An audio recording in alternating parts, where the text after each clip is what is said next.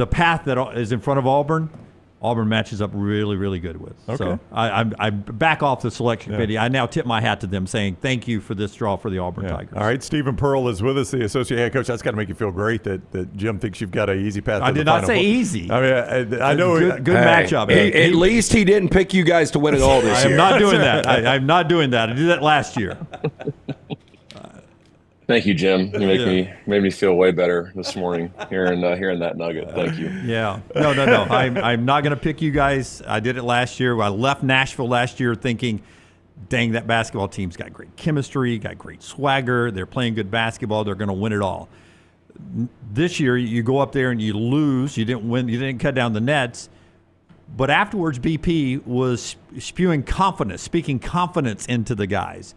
How important is that to sort of turn the page, and how tough is that to turn the page and now go to this part of the season? Yeah, I mean, I think obviously all you hear about is 3 of the last 4, but I look back and I look at our last 10. We're 7-3 in our last 10 games. We have wins over a 2 seed, a 3 seed, 2 6 seeds, a 9 seed, and 2 10 seeds. Our 3 losses came on the road at the national 13 seed, the national 6 seed on a buzzer beater, and the national 5 seed in Nashville by 5 points. So, if you want to play the Spin Olympics, you can look at it that way. But then the reality of those things is, you lose to A&M on the road, who's a 4 seed. You lose to Alabama at the buzzer, who's a 2 seed, and you lose to Tennessee, by 5 when you miss a couple layups, 9 free throws, and a couple wide open threes late, who's also the number 1 2 seed. You're going to have to play those teams in the Sweet 16, the Elite 8, the Final Four. So you got to win those games at some point, So, I think our body of work, obviously, over the last 10, we're still playing good basketball. I thought we played well against Alabama. I thought we guarded Tennessee really well. I just think that if you watch the game, we had a lot of really good looks late that just didn't go down for us those last 4 minutes. We were in position to win the game. So I still think there's a lot of reasons for us to be confident. You can't panic, can't push the panic button when you lose to 3 top 13 teams in the country. So, there's a lot to be confident about. Thought we had a great practice yesterday. So I think our guys are locked in and ready to go. I do think it's the most difficult region in the South. Is it fair to say there are 10 teams that have played like Final Four teams at some point this year in that one region? I mean, it's definitely the deepest region. You look at, there's 6 teams ranked in the top 19. There's 3 teams ranked in the top 10, 2 of which are going to be in Lexington this week. And there's 9 teams receiving votes in the top 32 in the country in the AP poll. So, it's and 6 of those 8 teams are in the top half of the bracket where we're at. So it's definitely the deepest, region of all the regions for sure. And, that's not even counting Yale, who's playing unbelievable basketball right now. So, yeah, I mean, obviously, it's the NCAA tournament, though. Everyone can look at their bracket and their region and say, oh, ours is the hardest, maybe except for one. But, I feel like, all those regions are tough, and, ours is no exception. It's just as far as the depth goes. But, having played in the SEC, the deepest conference, obviously that prepared us to obviously have to play against some of the best teams in the country. And, we're going to have our hands full, but you gotta beat the best to be the best. So, we obviously are excited about the opportunity.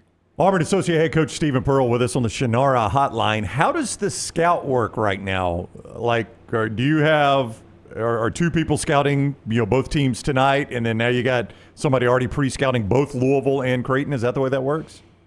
Yeah, so we have 3 scout teams. One of those scout teams is scouting both St. Francis and Alabama State, and they will actually go to the game in Dayton tonight to live scout that game. So it's only 2 hours away from Lexington. So we'll fly up to Lexington. They'll drive over to the game, watch the game, come back. We'll watch film with the team. And then there's a team already on Creighton, and there's a team already on Louisville as well. So, yesterday in practice, we did a bunch of defensive shell drills, and, we just sprinkled in, some of the top actions of both Creighton and Louisville if we're fortunate enough to win the first game. And then we'll really concentrate heavy and hard today and tonight on stuff that, both of our potential opponents on Thursday will do. And once we know later on today who we play, we'll dive into the film and start getting ready. Tahaad Pettiford did not have his best shooting game up in Nashville. And you were a guy, I assume, that occasionally went through a shooting slump. What do shooters do to get out of a shooting slump? Walk me through that. And I'm not saying he's in a long-term slump. He just had one bad shooting game. They didn't drop for him. And I asked him afterwards, I said, do you just need a shot to drop? Is that what happens to you? How do you work yourself out of something like that? Well, I haven't had a shooting slump since high school, since I wasn't really. So if I figure it out, let you know, right? Yeah. You might have to ask Todd. For anyone that's a great shooter, it's all about it's just repetition and just keeping your confidence. He had a similar slump earlier this year after the Arkansas, Georgia, and Ole Miss home stretch, and he followed that up with 21 at Kentucky, 19 at A&M, and 19 at home against Alabama. So, Todd's not going to change anything that he's doing. Obviously, he's going to continue to put in the extra work before and after practice. We're obviously going to continue to play call for him and going to continue to tell him that he needs to shoot the ball, whenever he's open and whenever he has the opportunity to. So, Tahaad was unbelievable yesterday in practice. Like, he had a different level of energy, a different voice in practice. And it was really good to see. He's an unbelievably confident, player. And, for a guy, the reason why he's such a good shooter is he doesn't let, nights like that bother him. And he's able to get to the next play a lot quicker. So, Todd knows that we have all the confidence in the world in him. And he has all the confidence in the world in himself, which is why he's such a great player.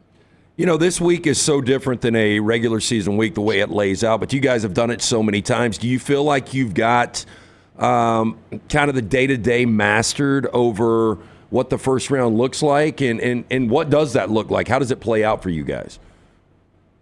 Just as far as like the prep going into it, or what? Yeah, I'm talking about, more the logistics, the prep, how different is it from a regular season week, and do you guys learn anything on the fly? Like, did you learn something different last year? It's a little different just because, we're like the NCAA handles the travel. So you have to charter out of Montgomery instead of chartering out of Auburn. You're taking the band and the cheerleaders and you're taking your family. So it's a little different. And you're leaving a day earlier. But, we kind of did the same thing as far as leaving a day earlier to Nashville. And we've done that in the past. So, we try and keep it business as usual for the guys, and they don't really experience or see much of the differences that go into the nuances of logistics and travel. But we just try to keep it business as usual, and we'll prepare the same that we've prepared all season, like we did for the non-conference and conference games. We always talk about that switch flipping when it gets to March or to the tournament or whatever. Is that a real thing? Like, do you just feel different about it? I would say, for me, as a coach, my energy level has gone way up since obviously losing to Tennessee, just because it's almost like a new season, and it's refreshing to finally prep for somebody else that's not an SEC opponent. It's kind of exciting to watch a different offense, a different defense, and just see something new. And obviously, it'll be nice to have a opponent that doesn't know everything that we're doing on the offensive end, and obviously everything that we're trying to do on the defensive end. And obviously our players are excited because it's the biggest tournament in all of sports, and being the number one overall seed, there's a different level of attention that comes with that. So our guys are fired up. Obviously it's an incredible opportunity to play 6 games and try and win a national championship. So everyone's in a really good spot and excited to go. And you got to be the number one overall seed, and that's. I don't want to talk to you without bringing that up. That's historic. There's just one every year, and you're it this year. Yeah, no, it's obviously incredible. It's incredible for people at Auburn used to hope they'd get to the tournament every 3 or 4 years. And, people were disappointed that we finished the season the way we did, and we're the number one overall seed. So it just kind of shows you how far, we've come as a program. And, it's obviously a ton of credit goes to our guys handling the schedule that we put in front of them. We put together the greatest resume in the regular season in college basketball history, just in regards to quadrant 1 wins and then quad 1 plus quad 2 wins. When you look at other number 1 overall seeds or even just other teams since the net's been established. So had a great regular season, didn't finish the way we wanted to, but honestly, like the teams that we lost to are all teams that are going to compete to make it to the Final Four. So, if you look, I saw something the other day. If you look at all the teams in the top 25 of KenPom, the average loss or the average opponent loss, ours was like a 6. And then the next closest team was 12. So it just shows you, the value or the strength of our losses. We're not going to hang a banner over that, but, we're not losing to bums. So we got to keep that in perspective and understand that, we're playing great teams. We've beaten a lot of great teams, and the losses that we have had have come against really high quality opponents. So got to be able to learn from those games and our mistakes and clean them up as we move forward. All right, 2 things before you go real quick. Number 1, in the NCAA tournament, how common is it to catch an official or an officiating crew you've not seen all year? Or maybe even in a couple of years? Is that fairly common? Yeah. I mean, you're not gonna recognize 1 or maybe even 2 guys, especially in the first round. Usually you'll see 1 guy that you've had throughout the year in your first game, whether it's an SEC official or somebody that you saw in Maui or in the non-conference. And then, in the following round, it's going to be more familiar as far as just the top guys. But in that first game, you're going to walk out there and you're going to see someone, you're going to see a name. You're like, who the heck is this guy? So, we've told our guys, and it's the reason why we lost the Tennessee game. And it's the reason why we lost the Yale game a year ago. We fouled too much. We sent Tennessee to the line 27 or 28 times. They made 25 or 26 of them. And if you look at the possessions where we guarded without fouling, Tennessee couldn't score on us, or if they did, it was a tough contested shot. So for us in round 1, we've got to do a better job of guarding without fouling because the games were called much tighter in the first round. Everyone knows that, and we know that. So our guys have got to do a great job of making them earn everything.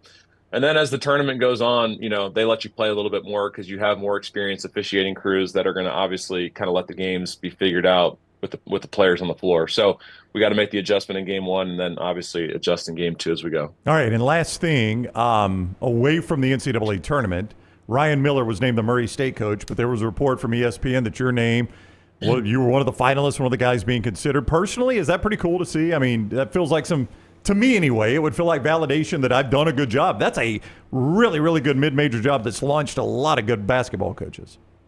Yeah, I mean, you look at some of the guys that obviously coach there, and just speaks to the success that they've had. And I don't know if you guys remember this, but 2018, 2019, we had a 3-year series with Murray State, and we went to Murray State in 2018 with the team that won the SEC championship that year.